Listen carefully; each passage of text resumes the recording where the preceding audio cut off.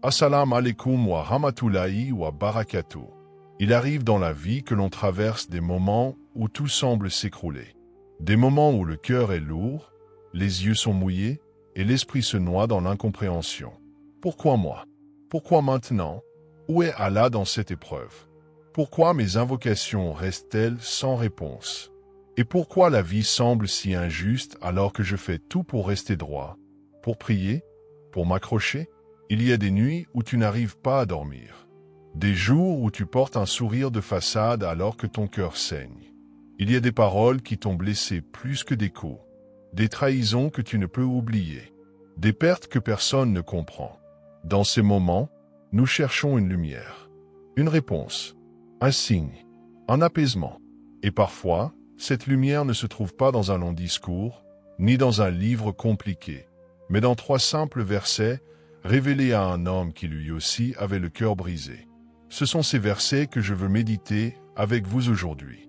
3 versets courts, mais d'une profondeur qui traverse les siècles. 3 versets qui ont consolé le prophète Muhammad à un moment où ses ennemis se moquaient de lui, où il avait perdu son fils, où il était considéré comme sans avenir, sans valeur. 3 versets qui ont suffi à le relever.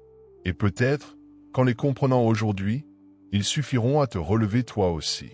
Écoutons d'abord cette sourate, la plus courte du Coran, mais ô combien riche. Au nom d'Allah, le tout miséricordieux, le très miséricordieux. Certes, nous t'avons donné Al-Kawthar. Accomplis donc la prière pour ton Seigneur et sacrifie. Celui qui te hait, c'est lui qui est sans postérité. Regardez la première parole, nous t'avons donné. Ce n'est pas une promesse future. Ce n'est pas un peut-être ou un si tu es patient, tu recevras. Non, Allah affirme avec force, nous t'avons déjà donné. Le don est accompli. Il est réel. Il est scellé. Même si tu ne le vois pas encore. Même si tu ne comprends pas encore. Il est déjà dans ton destin. Allah t'a déjà donné. Même si aujourd'hui tu pleures. Et que t'a-t-il donné? Al-Kawthar. Ce mot a plusieurs sens. Al-Kawthar, c'est la rivière du paradis réservée aux prophètes. C'est un fleuve de lumière, de douceur, plus blanc que le lait, plus parfumé que le musc, plus rafraîchissant que l'eau la plus pure. Les croyants espèrent y boire une seule gorgée et ne jamais avoir soif ensuite. Mais Al-Kawthar, c'est aussi un symbole. C'est l'abondance. L'abondance de bien. L'abondance de miséricorde. L'abondance de récompense. L'abondance d'amour qu'Allah donne à son prophète. Et à travers lui, à tous ceux qui lui font confiance. Donc, même dans la douleur, même dans la perte, même dans le rejet. Allah te rappelle, je t'ai déjà donné une abondance que tu ignores. Peut-être que tu perds un emploi, mais tu gagnes une paix intérieure. Peut-être que tu perds une relation toxique et tu retrouves la proximité avec ton Seigneur. Peut-être que tu pleures aujourd'hui, mais ces larmes lavent ton cœur de ce qui t'empêchait de voir clair. Il faut comprendre que cette révélation est arrivée au moment où les crèches se moquaient du prophète. Ils disaient de lui, il est abtar.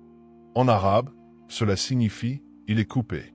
Parce qu'il avait perdu son fils, il disait qu'il n'aurait pas de descendance, que son nom serait oublié, que son message allait mourir avec lui. Mais Allah lui répond, non pas par une vengeance, non pas en rabaissant les autres, mais en élevant son prophète, nous t'avons donné Al-Kawthar. Il y a ici une leçon puissante pour toi, pour moi, pour tous les croyants. Quand le monde t'écrase, Allah t'élève.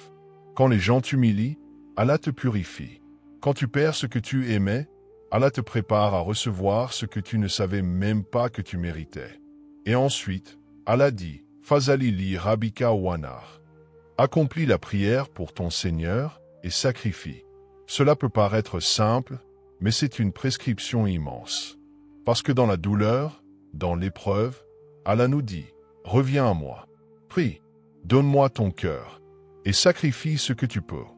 Ici, le mot sacrifie ne signifie pas seulement égorger une bête. Cela signifie aussi, donne ce que tu as. Donne de ton temps, de ton énergie, de ta foi, de ton attachement à ce bas monde. Allah ne te demande pas de comprendre l'épreuve. Il te demande de rester connecté, de ne pas rompre le lien, de continuer à prier même si ton cœur est vide, de continuer à faire du bien même si tu n'en vois pas les fruits. Parce qu'un jour, cette constance te sauvera, cette patience te soulagera, et cette foi te relèvera. Enfin, Allah termine avec une promesse. Inna shaniaka huwa al-abtar. Celui qui te hait, c'est lui qui est sans postérité. C'est lui qui est coupé. Celui qui t'insulte, qui te rabaisse, qui se réjouit de ta souffrance, c'est lui qui sera oublié. C'est lui qui perdra. Parce qu'Allah ne laisse jamais ses serviteurs sincères sans protection.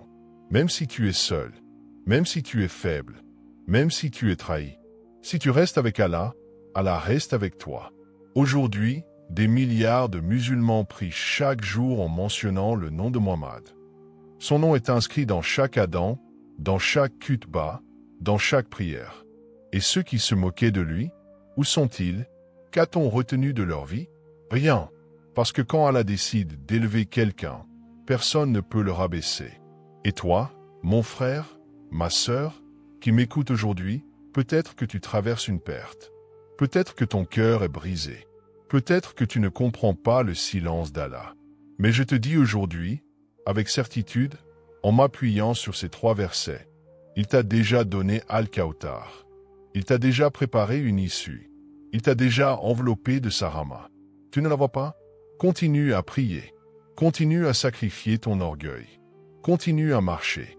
Le Kawthar est en chemin. L'élévation est en chemin. Le réconfort est en chemin. Répète cette sourate quand tu es triste. Récite-la lentement.